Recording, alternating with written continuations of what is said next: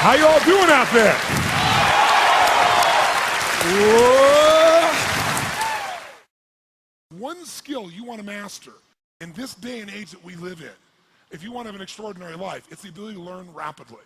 Because today, there is more opportunity to do more things, learn things, create things, experience things than any time in human history. But most people are way, way, way behind the times unless they grew up with technology and learning. So I would like to start this morning by showing you the strategy for learning. What is learning? So if we take a human being, and this will be a drawing of a human being so you can see that again I majored in art. Magnificent, isn't it? So if we take a human being and we want to be able to have them learn something, what is learning? Well, learning is the creation of, and here's the key word, of a relationship.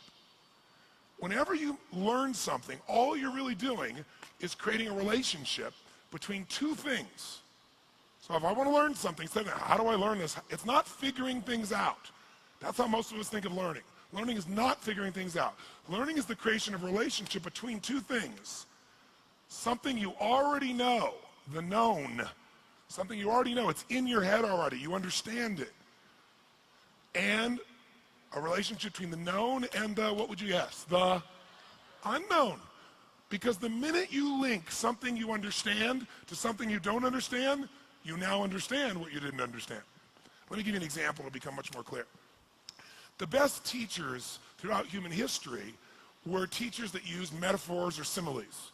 I don't know what your religious belief is, but I'm not here to tell you what to believe religiously. But I personally am a Christian, and there are a lot of great teachers, and Christ clearly is one, because thousands of years later, here are these great teachings.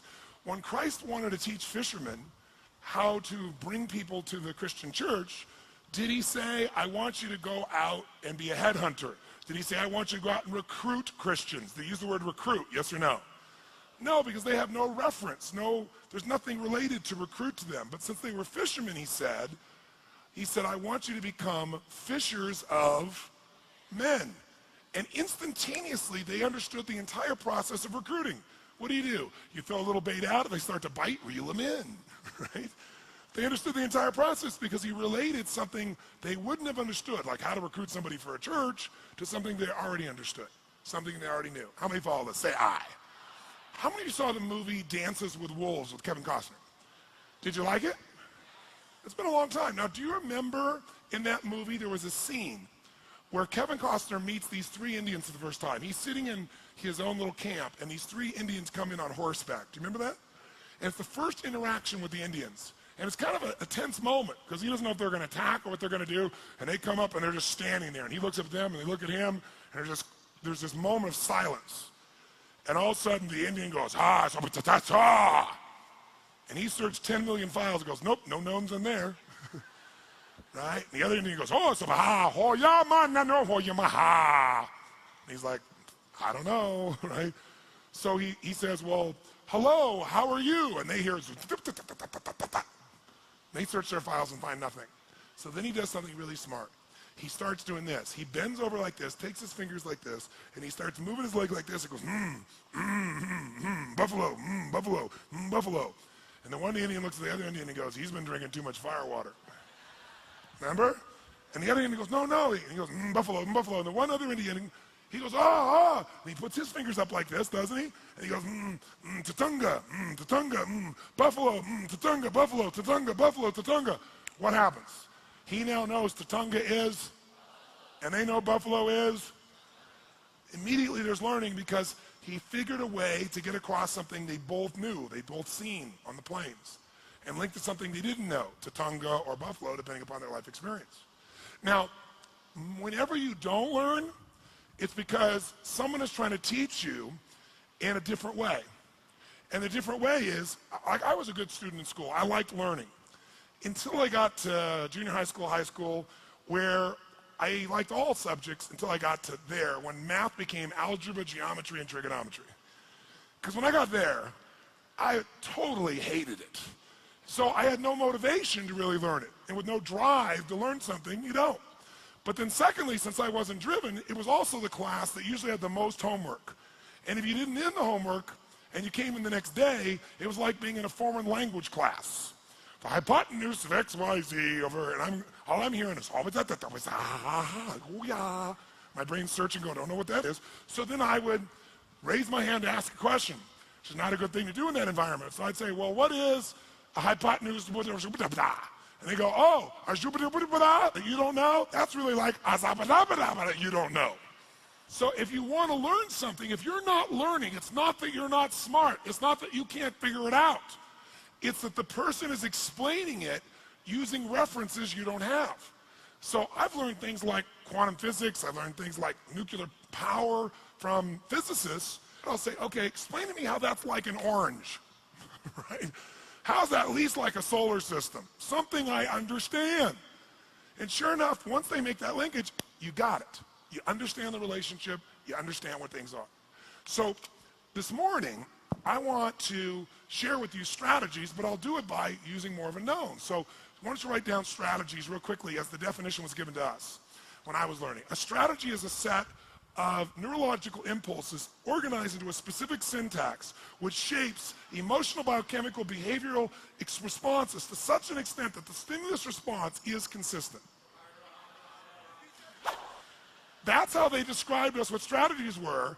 And so we were lost about halfway through the third sentence. And so what happens is when you can't figure it out, then you go in your head, you go, I can't figure it out, what does he mean, what's going on? And then you're gone because you get out of state of being able to learn. So that's why I took 4.5 days. So I'll give you a simpler definition. A strategy is nothing but a specific way of organizing your resources. It's a specific, underline specific, it's very important, it's a specific, it isn't general. A very specific way of organizing your resources in order to, keyword, consistently get a very specific result. So it's a specific way of organizing your resources in order to consistently, not once in a while, consistently get the result you want. Now, what is a resource? Well, it depends on the environment you're using a strategy in. Is time a resource, yes or no? For getting the results you want in your life, yes or no? Is human emotion a resource? Yes, if you use anger, are you going to get different results than if you use joy? Is your physiology a resource for creating that emotion, yes or no? What about the pictures you make in your head? Is that a resource? Is what you say a resource? Words a resource, yes or no? Sure. So there's unlimited resources, but the way you organize those resources determine whether you're broke or rich. Your time, your mental focus, your attitude, the way you work or don't work, where you spend money or don't spend money. See, it's not can you be rich or poor, it's just strategy. The problem is most people are unaware of what their strategy is. Most people have an excellent strategy for having too much month at the end of the money. Excellent strategy, and it's very effective, and it consistently produces that result, doesn't it? How many have ever mastered that strategy in your past? Say aye. But if you organize your resources differently, can you always have an abundance of money, yes or no? Sure can, but it starts with the resources, what's going on here and here, because that's what determines all your other behavior. If we change your mental and emotional pattern, it'll change the way you earn, it'll change the way you spend, it'll change the way you do everything.